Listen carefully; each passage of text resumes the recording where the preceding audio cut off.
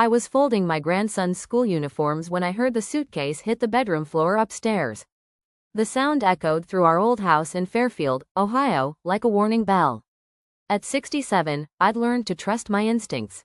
The same intuition that helped me guide struggling students now screamed that something was very wrong. I set down Mason's freshly ironed shirt and climbed the creaking stairs. Craig's bedroom door was wide open. He was stuffing clothes into his travel bag like he was running from a fire. No folding, no thought, just panic. His work laptop sat open on the messy bed, multiple browser windows glowing. Going somewhere? I asked quietly. He didn't look at me. Business trip. Last minute. The lie hung heavy in the air. Craig worked tech support for a small local company. They didn't send him anywhere. He rarely left his desk downtown. For how long? Not sure. He grabbed his toiletries, knocking over a framed photo of Linda holding newborn Mason. The glass shattered on the hardwood, but Craig stepped right over it. That photo had sat in the same spot since Linda passed away giving birth to our grandson. Craig used to touch it every night. Now it was just trash on the floor. Craig, stop. I stepped in. Talk to me. What's going on? He looked up, finally. But his eyes were blank, not angry, not sad. Just cold and empty. I'm leaving, Mom. I should have done it a long time ago. The words hit like a punch. After everything, raising his son while he shut down, keeping the lights on with my pension, being both parent and grandparent while he buried himself in screens, this was how it ended. What about Mason? He's better off with you. He always has been. He zipped the suitcase. The sound echoed down the hallway. You've been his real parent. Now it's official. His words cut deeper than any shout. He walked past me. I grabbed his arm. Please, Craig, whatever this is, we can face it together. He pulled away like I was a stranger. There is no together. It's just you and Mason playing house while I pay the bills. Well, now you can figure that out too. The blood drained from my face. What does that mean? But he was already heading downstairs. I followed, my slippers catching on the old carpet. In the living room, Mason sat at the desk working on math homework. He looked up, eyes sharp and quiet, so much like Linda's. Going somewhere, Dad? Craig hesitated. For a moment, I thought he might change his mind. But then he said, I just need some time away. Grandma will take care of you. For how long? I don't know. Mason nodded once. Okay. No tears. No questions. Just quiet acceptance, as if he'd seen this coming. Craig opened the front door. I'll call when I'm settled. Where are you going? Someplace I can breathe again. The door clicked shut. Through the window, I watched him load his suitcase into his silver car and drive away from the only home his son had ever known. Mason and I stood in silence. The grandfather clock ticked. The furnace kicked on. A car engine faded down the street. Is he coming back? Mason asked. I wanted to lie, but I couldn't. I don't think so, sweetheart. He closed his algebra book, stacked his papers, and looked at me with a strange calm. Don't worry, Grandma. I'll handle this. I blinked. Handle what? You're 13. But his voice had no bravado. Just quiet certainty. What do you mean, Mason? He picked up his books and headed upstairs. I need to check our bank accounts. Then we'll know what we're dealing with. Bank accounts? I followed, heart pounding. That night, I couldn't sleep. Around midnight, I heard typing, fast, focused. I padded to his door. Mason, it's past midnight. Come in, Grandma. He sat at his desk surrounded by notes and printed papers. His laptop glowed with multiple tabs. What are you doing? Research, he said. I've been tracking Dad's digital trail. I stepped closer. Bank statements, credit reports, emails, all with our family name. Mason, where did you get these? Dad isn't careful with passwords. He uses Linda 2010 feet for everything. My heart sank. You got into his email? Technically, I just logged in. He left the door open. I sank into the chair beside him. How bad is it? He handed me a printout. My savings, $12. This isn't possible. It's accurate. He's been draining our accounts for months. And Mason's college fund? Gone. No, that money was protected. Not anymore. He moved it 3 weeks ago. I felt like the floor dropped beneath me. Where did he move it? With help. Her name's Vanessa Torres. She works at Meridian Financial. He showed me her social profile. A bright smile. Inspirational quotes. Vacation photos. She's his girlfriend, Mason said. And she's been helping him move money, create new accounts, even take out loans in our names. What kind of loans? A $30,000 personal loan using your information. A $15,000 credit card with my social security number, but they made me 25. All forged. My chest tightened. How do you know this? I've been watching him. His behavior changed, so I learned how to track what he was doing. Where? Online forums. YouTube. I followed the data. Mason, this is serious. I know. That's why I documented everything. Every transfer. Every fake document. He opened a folder. Evidence. Dozens of files. Screenshots. Emails between Craig and Vanessa planning their escape. Looking at apartments in other cities, planning new identities. We're planning, Mason corrected, his tone icy. What happened? He smiled as a new email arrived. That would be Dad's bank calling about the fraud alert I filed today. You filed a fraud alert? And a report with the State Banking Commission. Also sent Vanessa's employer everything I found. Unauthorized access to client accounts. I stared. Mason, what did you do? I protected us. Dad thought we wouldn't fight back. The laptop chimed again. That's confirmation. Vanessa's been suspended, pending investigation. While I'd been grieving, Mason had been building a digital case. How did you learn all this? The same internet that taught Dad how to steal, taught me how to stop him. He looked at me, calm and steady. They didn't just steal our money. They tried to take our future. Someone had to stop them. I looked at the desk, the labeled folders, the organized plan of a boy forced to become more than a boy. What happens now? We wait. Dad's accounts are frozen. Vanessa's job is over. And their new life? Cancelled. He paused, and for a fleeting moment, he looked more like a kid than the sharp, composed young man I'd seen these past few days. And tomorrow, Mason said quietly, we start figuring out how to get everyone's money back. The next morning, I woke up to the smell of coffee and breakfast. When I walked into the kitchen, Mason was already dressed for school. He'd set the table, 2 plates, 2 glasses, everything tidy and intentional. You cooked? I asked, surprised. You need to eat, he said, pouring orange juice into my glass. We both need our strength today. I sat down, overwhelmed by the strange sense of normalcy. Mason calmly ate cereal while talking about financial crimes, like other kids might chat about a math test. What kind of next steps? He slid a manila folder across the table. I spent last night digging deeper into Vanessa's past. What I found, it's going to help us. But it's also disturbing. Inside was what looked like an old police report. Vanessa Torres had a history, a serious one. She used to work at Premier Investment Services in Toledo before moving here. She was caught embezzling funds, creating fake account statements. Charges were dropped after she agreed to pay back some money and resign. My stomach turned as I scanned the report.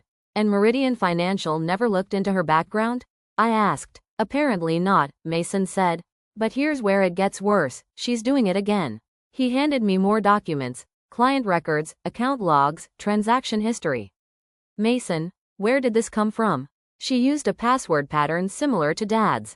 Once I figured it out, I accessed her work system.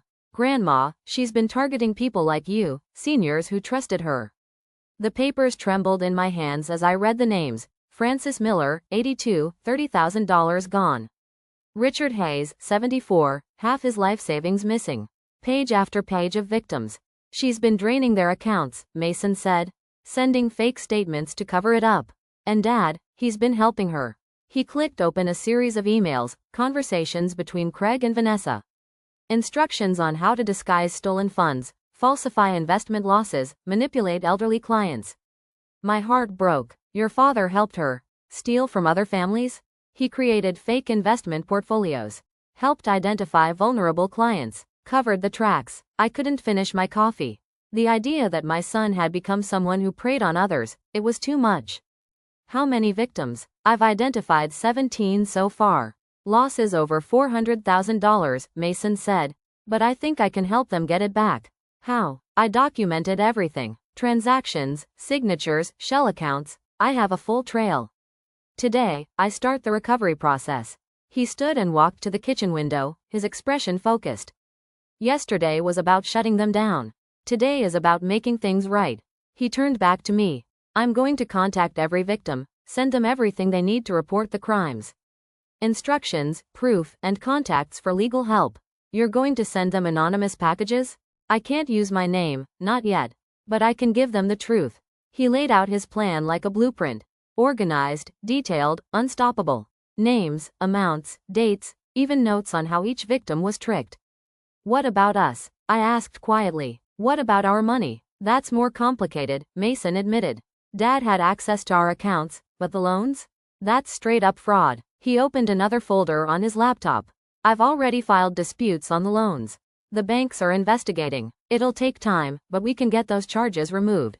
And the stolen money? I'm tracing it. If Vanessa's arrested for the larger scheme, there's a good chance we can recover some through restitution. And if she isn't, she will be, Mason said firmly. There's more than enough evidence to convict her. The real question is whether Dad cooperates, or goes down with her. He looked me in the eyes. Grandma, things are going to get harder. The police, the lawyers, when this all comes out, people will start asking how a 13-year-old uncovered it. What will you say? The truth, that they were careless, and I wasn't. He paused, his voice steady. But I need you to be ready. Some people are going to be impressed. Others, scared. Are you scared? I asked. He thought for a moment. No, I'm angry. And anger helps when you're fighting for what's right. He picked up his backpack. I have a chemistry test today. Still need to keep my grades up while I'm bringing down white-collar criminals. I smiled, even though my heart ached. Mason, I stopped him at the door. I'm proud of you, and I'm sorry you had to grow up so fast. I didn't grow up fast, he said. I just realized I already was grown. Then he was gone, off to school like it was any other day. I sat in the silence, surrounded by folders full of evidence, wondering how everything had changed so quickly. But for the first time since Craig left, I felt something new. Hope. 3 days later, I was sorting through bills when the phone rang. The caller ID made my heart skip. Craig. Hello, Mom, he said, his voice tight and shaky. We need to talk. You want to talk now? Something's wrong. Everything's falling apart. I think someone's targeting me and Vanessa. I glanced upstairs. The soft clicking of Mason's keyboard drifted down the hall. What kind of targeting? Our accounts are frozen. Police came to the motel. Vanessa lost her job. She's under investigation. And someone sent her boss a complete file of everything we've done. My grip tightened on the phone. Maybe your private things weren't as private as you thought. This isn't funny, Craig snapped. Whoever's behind this, they know everything. Emails, calls, transactions. They even sent reports to people we don't even know. I swallowed hard. Mason had done more than I realized. Maybe, I said slowly, this is just the consequences of what you did. No, this feels personal. It's like someone's trying to destroy us. Where are you staying? A motel outside town. We had to pay cash. None of our cards work. He paused. Mom, I know I messed up. I didn't mean for it to get this bad. How bad were you planning for it to get? We were going to invest the money, triple it in 6 months. Pay you back. It wasn't supposed to hurt anyone. You stole your son's future. That's not borrowing. I know. He was unraveling. But this feels like sabotage. Our car was repossessed. The apartment in Jacksonville fell through. The landlord got an anonymous tip. So Jacksonville was the plan. Maybe, I said coldly, you should turn yourself in. For what? Borrowing from family? Using some information for a loan? That's not illegal. What about Vanessa stealing from seniors? There was a long silence. How do you know about that? The same way everyone else knows. The same way the police do. The same way her employer does. I kept my voice steady, though my heart pounded. You didn't just betray us, Craig. You helped a woman take advantage of people who trusted her. I didn't, she had issues at her last job, but this was different. What we did, that was just family business. Family business? My voice shook, despite my efforts to remain calm. You abandoned your son and stole his future to run off with a woman who cheated others. She's not a criminal, Craig exclaimed. She just made mistakes. We both just wanted a fresh start. At that moment, the clicking of the keyboard upstairs suddenly stopped. A second later, I heard Mason quietly descend the stairs. Craig, I said evenly, it's time for you to face reality. Your friend has been arrested for financial fraud. You're probably under investigation, too. And Mason and we're starting a new life. Without you. Arrested? Craig's voice rose an octave. No one's going to jail. This is just a misunderstanding that got out of hand. Mason appeared in the kitchen doorway, walked over to me, and showed me his laptop screen. It read, Local financial advisor arrested for embezzling funds from elderly clients. My breath caught in my throat. Craig, You should turn on the news. Why? Your girlfriend was arrested this morning. There was a muffled sound on the other end of the phone, a mixture of a sob and a scream. That's impossible, he screamed. We were just together an hour ago. We were planning where to go next. Where are you now? The Sunset Inn, room 12. It's outside of town. Craig was becoming increasingly panicked. If she was arrested, then they're coming for me soon. I need to leave, now. Mom, help me. Mason quickly wrote something on a piece of paper and showed it to me. Don't hang up. The police will be here in 5 minutes.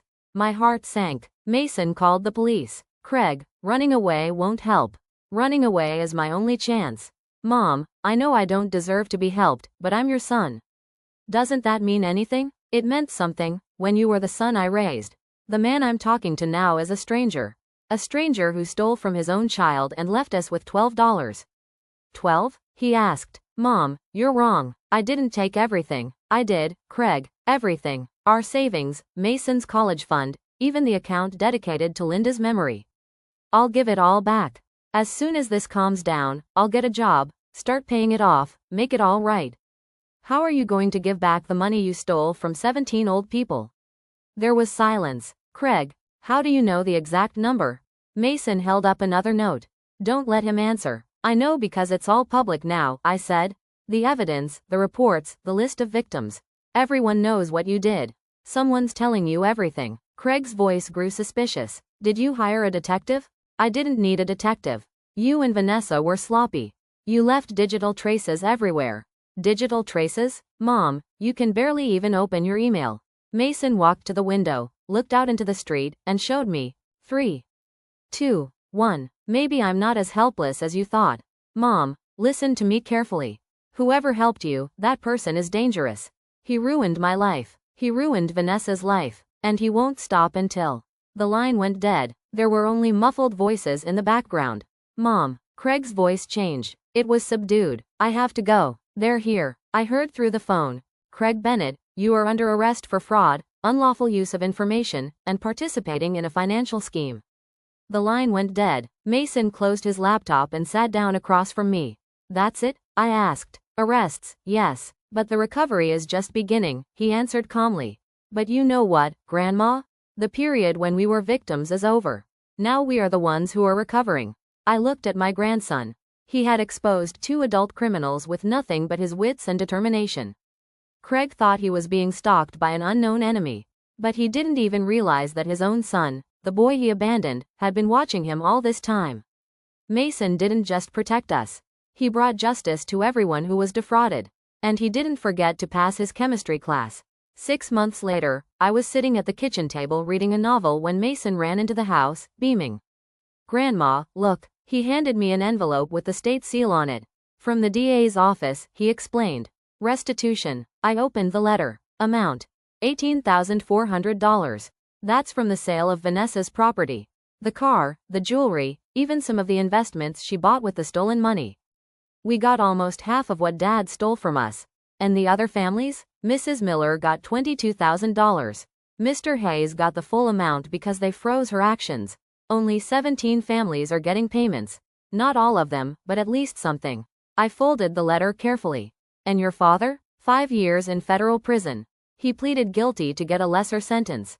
With good behavior, he can be out in 4.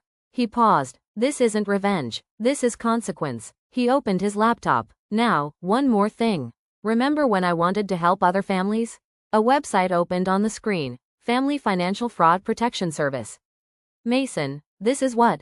I built a website, took a course, got an online certification from the Financial Security Association. I've helped 12 families get their money back. And taught dozens to protect their data. Do you make money doing this? A little. It helps with tuition and college savings. But I don't do it for the money.